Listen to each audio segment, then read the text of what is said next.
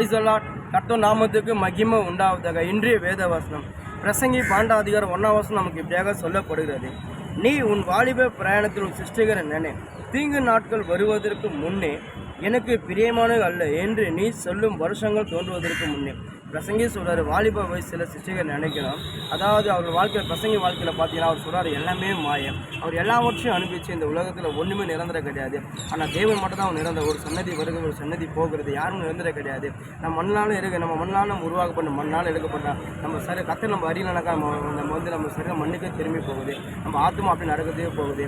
இந்த உலகத்தில் எல்லாம் மாயம். நம்ம தேவனை அறியும் போது, நம்ம வாலிப வயசில் கத்தனை நினைக்கும் போது கத்த நிச்சயமான வாழ்க்கையை நம்ம வாழ்க்கையை மாற்றி போட்டு நம்ம ஒரு வல்லமை பயன்படுவதை சொல்லி அழகாக பிரசங்கி சொல்கிறாரு. இன்றைக்கி நம்மளோட வாழ்க்கையோட சரி, நம்ம வாலிப வயசில் கத்தரை நம்ம நினைக்கும் போது, நம்ம வாழ்க்கையை கத்தரை நம்மளுடைய வாழ்க்கையை கத்தருக்கு ஒப்பு கொடுக்கும் போது கத்தரை நம்ம வாழ்க்கையை மாற்றி நம்மளுக்கு ஒரு புதிய வாழ்க்கையை கொடுப்பாரு.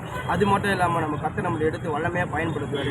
இந்த வாலிப வயசு வந்து நம்ம ஜாக்கிரதையாக இருக்கணும். இந்த வாலிப பிசாசனம் நம்ம மேலே கண்ணு வைப்போம், தேவன் நம்ம மேலே கண்ணு வைப்பார். ஆனால் தேவன்கிட்ட நம்ம வாழ்க்கையை ஒப்பு கொடுமா அவர் நம்ம வாழ்க்கையை மாற்றி நம்ம வாழ்க்கை ஒருபோது வீணு போவோம். ஆனால் பிசாசு வந்து நம்ம வாழ்க்கையில் பிசாசு போன ஒப்பு கொடுக்கும்போது, அதாவது பிசாசு நம்ம உலகத்தில் எல்லா வற்றிலையும் கொடுப்பான். அதாவது பொண்ணு கொடுப்பான், பொண்ணு வெள்ளி பொருள் பணம் எல்லாவற்றையும் உங்களுக்கு கொடுப்பான். ஆனால் அவங்க ஆத்மா பிடிச்சிடும், அவங்க நரகத்தில் கொண்டு போயிடுவான். நீங்கள் நரகத்தில் உங்களை தள்ளிடுவான். அவங்க எல்லாவற்றையும், அதாவது உலகத்தின் அதிபதி அவன் தான். அவன் வந்து உலகத்தில் எல்லாவற்றையும் உங்களுக்கு கொடுப்பான். ஆனால் அவங்க ஆத்மா அவன் வந்து நரகத்துக்கு கொண்டு போயிடும். ஆனால் தேவன் உங்களை வந்து உங்கள் வாழ்க்கையை தேவன் உங்களை பிடிச்சாருன்னா உங்களை ஒருபோது கைவிட மாட்டார். இந்த உலகத்தில் நீங்கள் கூட இருக்கும்போது உங்கள் கூட இருப்பார், நீங்கள் மறிச்சாலும் உங்கள் கூட இருப்பார். அவர் உங்களை ஒருபோது கைவிட தேவனாக இருக்கார். உங்கள் வாலிப வயசில் ஜாக்கிரதையாக நீங்கள் கர்த்தருக்கு உங்கள் வாழ்க்கையை ஒப்பு கொடுங்க. அதாவது ஒரு ஸ்டோரி பார்த்து ஒரு சின்ன ஸ்டோரி மாரி சொல்கிறேன். சின்ன ஸ்டோரியில் பெரிய ஸ்டோரி தான். அதாவது ஜான் வெஸ்லி, அதாவது தேவ மனுஷன். அந்த வெஸ்லியை பார்த்தீங்கன்னாக்கா அவர் வந்து இங்கிலாந்து தேசத்தில் ஒரு சிறிய கிராமத்தில் அவர் பிறந்தார். அவர் வந்து ரொம்ப ஏழ்மையான குடும்பம். அவர் பார்த்தீங்கன்னாக்கா அவங்க குடும்பத்தில் மொத்தம் 19 பேர் அவங்க அண்ணன் தம்பிங்க. அப்படி இருக்கும்போது ஜான் வெஸ்லி ஒரு 9வது குழந்தை. அப்படி இருக்கும்போது அவர் வாழ்க்கை ஒரு திருப்பு முனை உண்டாச்சு. அதாவது அவருக்கு 6 வயசாக இருக்கும்போது அவங்க வீடு வந்து தீப்பிடிச்சு எரியுது.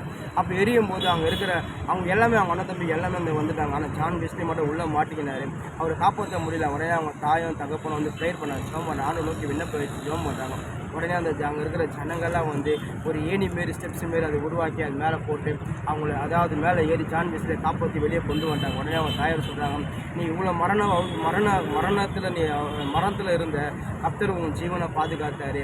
இனி கர்த்தர் உன்னை கொண்டு ஏதோ ஒன்று செய்ய போகிறார். நீ கர்த்தருக்கு உன் வாழ்க்கையை நீ உண்மையாக ஒப்பு கொடுக்குறான். கர்த்தர் நிச்சயமாக உன்னை எதிர்த்து வல்லமையாக பயன்படுத்த சொல்லி அவங்க தாயார் சொன்னாங்க. உடனே ஜான் வெஸ்லி அதுக்கப்புறம் வாழ்க்கையை கர்த்தருக்கு ஒப்பு கொடுத்து கர்த்தர் மேலே ஒரு பிரியமாக இருந்து அந்த வாலிப வயசில் கர்த்தர் அவர் அதிகமாக தேடினார். தேடி கர்த்தருக்கு ஏதாச்சும் ஒன்று செய்யணும்னு சொல்லி, அதாவது ஒரு 4 பேர் அவங்க நண்பர்கள் 4 பேர் சேர்ந்து சின்னதாக ஒரு குழு பேர் ஆரம்பித்து ஜெபிக்க ஆரம்பித்தாங்க. ஜெபிக்க பார்த்தா அநேக பெரிய குழுவாக மாறிச்சு. அநேக வாலிபர்கள் கர்த்தருக்காக எழும்பி கர்த்தருக்காக பயன்படுத்துகிறாங்க. ஒரு எழுப்புதலே ஒரு உண்டாக்குறாரு. வாலிப பிள்ளைகளுக்கு ஒரு எழுப்புதலே ஜான் வெஸ்லி மூலம் வந்தது. பாருங்கள், அவர் வாலிப வயசில் கர்த்தருக்கு ஒப்பு கொடுத்தாரு. கர்த்தரை எடுத்து வல்லமையாக பயன்படுத்தாரு. இன்றைக்கி உங்களோட வாழ்க்கை சரி, கர்த்தருக்காக உங்கள் வாழ்க்கையை ஒப்பு கொடுங்க. நிச்சயமாக கர்த்தர் உங்களை வல்லமையாக எடுத்து பயன்படுத்துவார். கர்த்தர் உங்களுக்கு ஒரு புதிய வாழ்க்கையை கொடுத்து எல்லாவற்றையும் கொடுப்பாரு. உங்கள் வாலிப வயசில் ஜாக்கிரதையாக இருந்து உங்கள் வாழ்க்கையை கர்த்தருக்கு ஒப்பு கொடுங்க. கர்த்தர் நிச்சயமாக உங்களை ஒருபோதும் கைவிட மாட்டார். ஆமென்.